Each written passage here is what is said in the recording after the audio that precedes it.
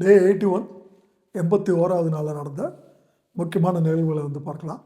கிறிஸ்மஸாக இருக்கிறதுனால நிகழ்ச்சியுடைய ஆரம்பத்தில் சாண்டா கிளாஸ் உள்ளே வராங்க. உள்ளே பரிசுலாம் கொடுக்குறாங்க. பட் அது யாருன்னு ரிவீல் பண்ணலை. மேபி வீக்கெண்டில் விஜய் சேதுபதி முன்னால் ரிவீல் பண்ணுறதுக்கு வாய்ப்பு இருக்குது. வாய்ப்பு இல்லாமலும் போகிறதுக்கு வாய்ப்பு இருக்குது. என்ன நடந்தாலும் அதை பற்றி நம்ம யோசிக்க வேண்டியதில்லை. அதுக்கப்புறம் ஒரு 3 ஃபேமிலி உள்ளே வந்தாங்க. 3 இது அரோராவை பொறுத்த வரைக்கும் அவங்க அப்பா அம்மா இல்லாதனால அவங்களுடைய ஃப்ரெண்டு ரியாவுனுடைய ஃப்ரெண்டு ஒருத்தர் வந்திருந்தார். ஒரு மேல் ஃப்ரெண்டு. அது ரியாவுனுடைய பாய் ஃப்ரெண்டாக இல்லை ஃப்ரெண்டான்றது நமக்கு டோட்டலாக தெரியல. ஸோ அவங்க அதை ரிவீல் பண்ணலை. பாரதினுடைய அம்மா வந்திருந்தாங்க. கமருதனுடைய அக்காவும் அக்கா குழந்தை மற்றும் அவங்க ஃப்ரெண்டு வந்திருந்தாங்க. இது நம்ம ஒன்று ஒன்றா பார்க்கலாம். நிகழ்ச்சியுடைய ஆரம்பத்தில் திவ்யா கேட்குறாங்க. கிச்சனில் இருக்கிறப்போ சாண்டா கிளாஸ் அப்படின்றவங்க ஒரு நல்ல விஷயங்களை பண்ணுறவங்க தான். அது மாதிரி உங்கள் வாழ்க்கையில் யார் சாண்டா அப்படின்னு கேட்குறப்போ அரோரா தெளிவாக சொல்லுவாங்க. என்னுடைய வாழ்க்கையில் எனக்கு நல்லது பண்ணது ஃபுல்லாக என்னுடைய எக்ஸு தான். எக்ஸுன்றது ex boy friend, close friend. அவர் தான் என்னை சேனலைஸ் பண்ணுறது, பணத்தினுடைய அருமையெல்லாம் புரிய வச்சது அப்படின்ற மாதிரி நெகிழ்ந்து சொல்லிக்கிட்டு இருப்பாங்க. பேசிகிட்டு இருக்கிறப்ப சாண்டா கிளாஸ் உள்ளே எல்லாருக்கும் பரிசுகள் வழங்கி அதுக்கப்புறம் கிளம்பி போயிடுறாங்க. அமீத் ஃப்ரீஸ் பண்ண சொல்கிறாரு பிக் பாஸு. பாரு உடனே அமீத் மேலே காஃபி ஊற்றுறாங்க. அதுக்கப்புறம் பாரு ஃப்ரீஸ் ஆகி எல்லோரும் ஷேவிங் க்ரீம் எடுத்துகிட்டு பார்வதி மேலே பூசுகிறாங்க. இதற்கு நடுவில் பாருனுடைய அம்மா உள்ளே வராங்க. அவங்க 24 ஹவர்ஸு அப்படின்றது சிம்பாலிக்காக நமக்கு தெரியுது கிளியராக. ஒரு சூட் கேஸோடு வந்திருக்கிறாங்க. அதுக்கப்புறம் அவங்க உள்ளே வந்த உடனே ஒரு டாஸ் பண்ணி பார்வதி பேச ஆரம்பிக்கிறாங்க. அவங்க அம்மா வந்த உடனே தெளிவாக கண் எப்படி இருக்குன்னு கேட்குறாங்க. அதற்கப்புறம் துணிவே சக்தி அப்படின்ற மாதிரி ஒரு மந்திரம் மாதிரி சொல்கிறாங்க. அவங்க தமிழ் டீச்சராக இருந்திருக்கிறாங்கன்றது நமக்கு தெளிவாகவே புரியுது. அதுக்கப்புறம் பார்வதி கேட்குறாங்க, நீங்கள் ஓகேவா, எல்லாம் ஃபைனாக இருக்கா அப்படின்னு கேட்குறாங்க. கேட்குறப்போ பார்வதியுடைய அம்மா கிளியராக சொல்கிறாங்க, ஏன் புலம்புற, நல்லா விளையாடு அப்படின்னு சொல்கிறாங்க. சொன்னதுக்கப்புறம் விக்ரம் பற்றி அவங்க கொஞ்சம் கொஞ்சமாக கமெண்ட்லாம் பாஸ் பண்ணுறாங்க. பாஸ் பண்ணுறப்போ எல்லா இன்மேட்ஸுக்கு சொல்கிறப்போ விக்ரம் பற்றி சொல்கிறப்போ அவர் பகையிலே நிற்கட்டும், அதான் பார்க்க நல்லாயிருக்கு. அதே நேரம் அண்ணன் சொன்னால் விக்ரம் பற்றி ரொம்ப நல்லா சொன்னான்னு பார்வதிக்கு ஒரு செகண்ட் யோசிக்கிறாங்க. அண்ணனா சொன்னால் விக்ரம் பற்றி நல்லா விளையாடுறதான்னு சொன்னோன்னா ஆமாம்மான்னொன்னே பார்வதி ஒரு கணம் யோசிக்கிறாங்க. அதுக்கப்புறம் அவங்க ஒரு வார்த்தை சொல்கிறாங்க, விழுமியம் அப்படின்னு வார்த்தை சொன்னோன்னா அது என்னன்றது கமருதனை பார்த்து சொல்கிறாங்க. கமருதன் அப்படின்னா எனக்கு தெரியல அப்படின்னு சொல்கிறாங்க. விழுமியம்ன்றது இந்த சேனலை பார்க்குறது ரொம்ப பேருக்கு தெரியாது. இதற்காக பிஏ தமிழ் போய் படிச்சுட்டு வர முடியாது, லிட்ரேச்சரு. அவங்களே என்ன சொல்கிறாங்கன்னா அது ஒரு கைவிடாத குணம் அப்படின்ற மாதிரி ஒரு அர்த்தம் தொனிந்த பார்வையோடு சொல்லிவிட்டு பேசுகிறாங்க. இதை பேசுகிறப்ப ஃபுல்லாக விக்ரம் உள்ளுக்குள்ளே சிரிச்சுக்கிட்டே இருக்கிறாரு. அவர் எதுக்கு சிரிக்கிறார்ன்றது அவருக்கும் தெரியும். பழைய எபிசோடெலாம் ரெகுலராக பார்த்துட்டு வர நமக்கும் உங்களுக்கும் கிளியராகவே தெரியுது. அதுக்கப்புறம் விக்ரம் சொல்கிறாரு, பார்வதி எது சொன்னாலும் கேட்குறதில்ல அப்படின்னு சொல்கிறப்போ வினோத குறுக்க சரியாக கூட்டுறதும் கிடையாது, பெருக்கிறதும் கிடையாதுன்ற மாதிரி அவருடைய கவலையை அவர் சொல்லுவார். அதுக்கப்புறம் விக்ரம் சொல்கிறப்போ என்ன சொல்லுவாங்கன்னா, உங்கள் பொண்ணு ரேஞ்சே வேறு லெவலு, தெளிவாக ப்ளே பண்ணுறாங்கன்ற மாதிரி விக்ரம் அவங்க அம்மாக்கிட்ட பார்வதி பற்றி சொல்லுவாங்க. இதுக்கு நடுவில் பார்வதியினுடைய அம்மா கமருதனை பக்கத்தில் கூப்பிட்டு அவங்க சாப்பிட்ற தோசையை ஊட்டி விடுவாங்க. இதுக்கு நடுவில் அரோராவுக்கு ஒரு மாதிரி மனசெல்லாம் கலங்கிறோம், கண்ணெல்லாம் கலங்கிறோம். கேமராவுக்கு முன்னால் போயிட்டு பேசுவாங்க. ரியா மட்டும்தான் வருவான், எனக்கு அப்பா அம்மா கிடையாது. 2 நாளாக அவள் வரல, இனி வருவாளான்றது எனக்கு புரியல, வரமாட்டான்னு நினைக்கிறேன், எனக்கு ரொம்ப கன்ஃபியூஷனாக இருக்குது. அப்படின்னு கேஸ் ரியா என் நாய் குட்டியை வர சொல்லுங்கள் அப்படின்னு சொல்கிறாங்க. பேசிகிட்டு இருக்கிறப்பே அங்கே மியூசிக் ப்ளே ஆகுது. ரியாவும் அவங்க ஃப்ரெண்டும் உள்ளே வராங்க. ரியா ரொம்ப கிளியராக வந்த உடனே அரோராட்ட கேட்பாங்க, துஷாரை லவ் பண்ணுறியா அப்படின்னு கேட்பாங்க. அரோரா தெளிவாக இல்லை அப்படின்னு சொல்கிறப்போ ரியா கேட்பாங்க, இருக்கா இல்லையா அப்படின்னு கேட்பாங்க. அது எப்படி இருந்தாலும் இந்த இடத்துல வேண்டாம், கில்ட்டெலாம் ஆகாத, ஏன் எப்போ பார்த்தாலும் பார்வை நாமினேஷன் வந்து போடுற, அவளோட கீழே யாரும் விளையாடுறது இல்லையா அப்படின்னு கேட்குறாங்க. அதுக்கு வந்து அரோரா தெளிவாக வந்து ஒரு வார்த்தையை சொல்லுவாங்க. அதாவது எப்படின்னா, கொஞ்சம் யோசிப்பாங்க. யோசிச்சு ரியா கிட்ட இங்கேயும் நீங்கள் பார்த்தீங்கன்னா அரோரா அவருடைய புத்திசாலித்தனம் ரொம்ப கிளியராக வெளிப்படுது. பார்வை விட கீழான ஆட்கள் வந்து இருக்கிறாங்க. பட் ஏன் பார்வை நாமினேட் பண்ணுறப்போ வந்துட்டு அவங்க அவங்க பாயிண்ட்டை கிளியராக சொல்லுவாங்க. அவள் வந்து பல டைம் என்னை வந்து ஹர்ட் பண்ணுறா, அதனால் ஹர்ட் ஆகிறதுனால நான் வந்துட்டு என்னுடைய கேம் வந்துட்டு ஸ்பாயில் ஆகக்கூடாது, நான் நாமினேட் பண்ணுறேன்ற மாதிரி சொல்லுவாங்க. இந்த பதில் வந்து சத்தியமாக யாரும் எதிர்பார்த்துருக்க மாட்டாங்க. அதுக்கப்புறம் வந்து ரியாவுடைய ஃப்ரெண்டு வந்து பேசுவார். பேசுகிறப்ப வந்து அவர் என்ன சொல்லுவார்னா, பார்வை வந்துட்டு நீங்கள் வந்து தேங்க்ஸ் சொல்லுங்கள், பாரு மட்டும் இல்லைன்னா அந்த முக்கோண காதலேருந்து நீங்கள் விடுபட்டிருக்க முடியாது, பாரு தான் உங்களை முக்கோண காதலேருந்து விடுபட்டாங்கன்ற மாதிரி ஒரு வார்த்தை சொன்னாலும் கிளியராக வந்து பேசுவார் அரோரா கிட்ட அவர். அதுக்கப்புறம் வந்து அரோரா சொல்லுவாங்க, கமருதீன் வந்து எனக்கு ஃப்ரெண்டு தான், ஆனால் வந்து அவன் வந்து என்னைக்கு துஷாரை பிடிச்சி உள்ளே இழுத்தானோ அப்போயே நான் வந்து உஷாராயிட்டேன் அப்படின்னு சொல்லுவாங்க. ஸோ அவங்களுக்கு வந்து துஷார் மேலே வந்துட்டு இன்னமும் வந்து ஒரு அன்பையும் தாண்டி ஒரு அபிமானத்தையும் தாண்டி ரொம்ப க்ளோஸாக இருக்கிறது நமக்கு தெளிவாக புரிய ஆரம்பிக்குது.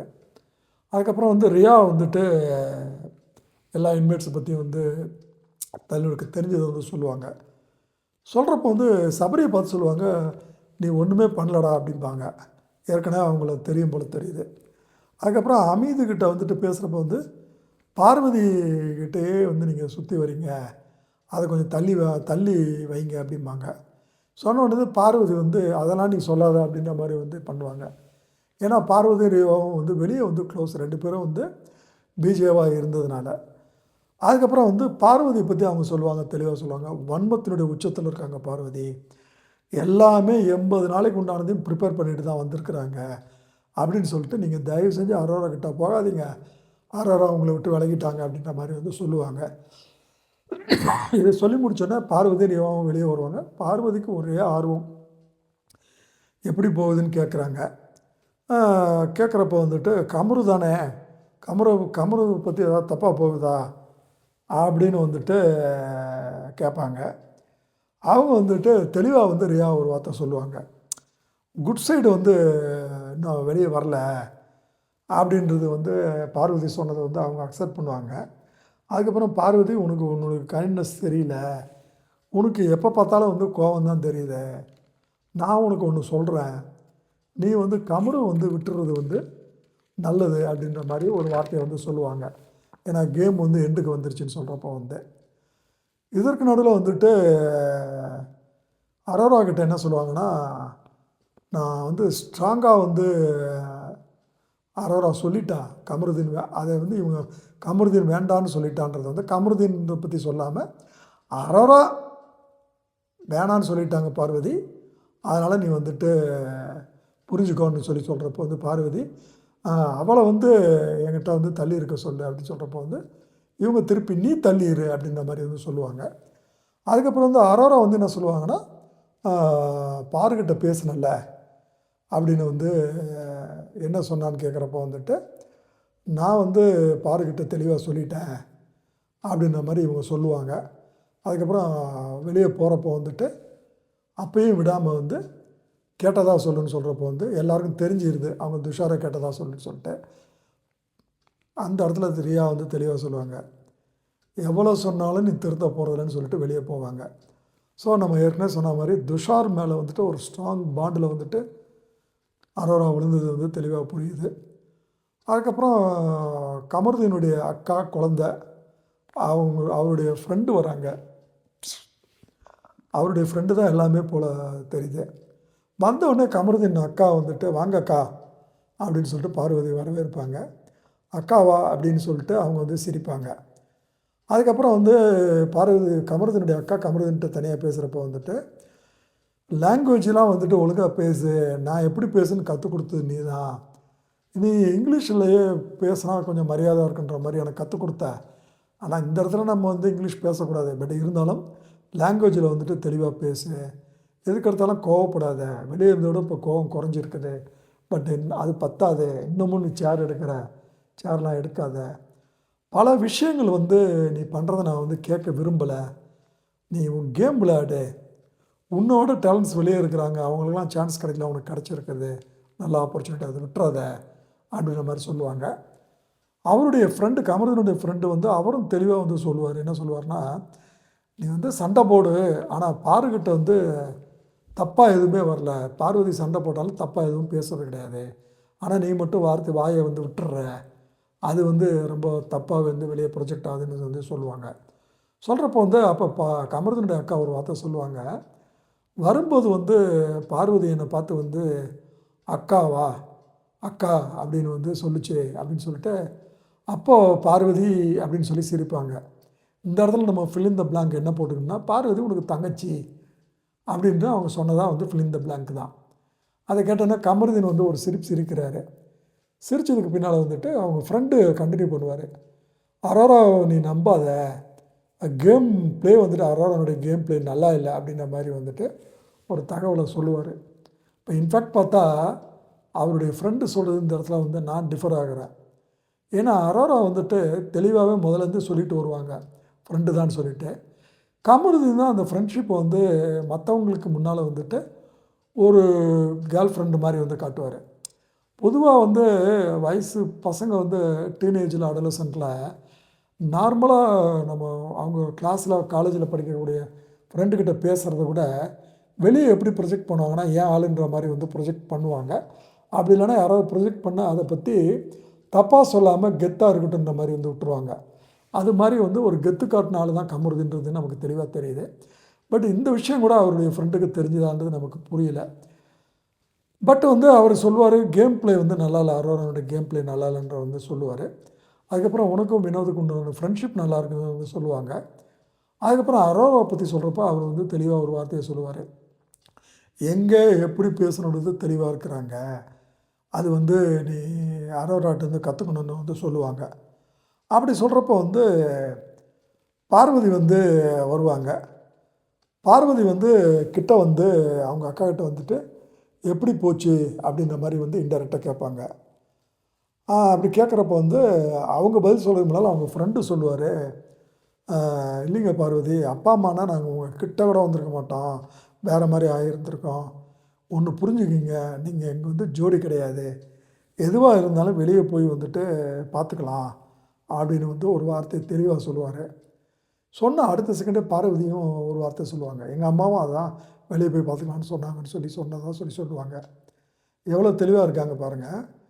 கமருதீனுடைய ஃப்ரெண்டு வந்து அந்த மாதிரி வந்து டெஃபினட்டாக அவங்க அக்காவும் அதை தான் சொல்லியிருப்பாங்க. அதே மாதிரி வந்துட்டு பார்வதியினுடைய அம்மாவும் அதை சொல்கிறாங்கன்றப்போ வந்துட்டு ரொம்ப கிளியராக இருக்கிறாங்க ஒரு விஷயத்தில். ஒன்று நம்மளை 100% முட்டாளாக்கிறதுக்கு பார்க்குறாங்க.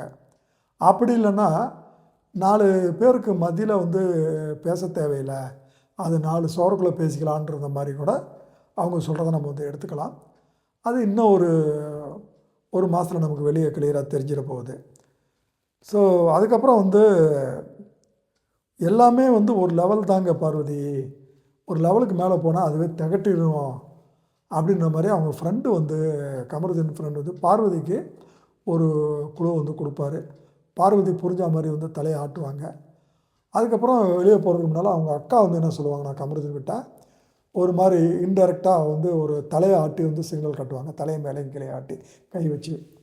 அதற்கு என்ன மீனிங்னா, தலைகுனியை வச்சிடாத நம்மளை அப்படின்ற மாதிரி வந்து ஒரு மீனிங்கில் அந்த மாதிரி ஒரு சிக்னல் பாடி லாங்குவேஜ் காட்டுவாங்க. அதுக்கப்புறம் வந்து ஒன்று ஞாபகம் வச்சுக்க கமருதீன், ஃபேமிலியில் இந்த ஷோ வந்து பார்க்குறாங்கன்றது வந்து புரிஞ்சுக்கோ அப்படின்னு சொல்கிறப்போ கமருதீன் வந்துட்டு ஒரு சிரிப்பார். ஒரு வாசகம் சொன்னாலும் ரொம்ப தெளிவாக வந்துட்டு சொல்கிறது வந்து கமருதீனுடைய அக்கா வந்து இந்த இடத்துல வந்து ஸ்கோர் பண்ணுறாங்க. ஸோ இதோட இன்றைய நிகழ்ச்சிகள் வந்து முடியுதுங்க.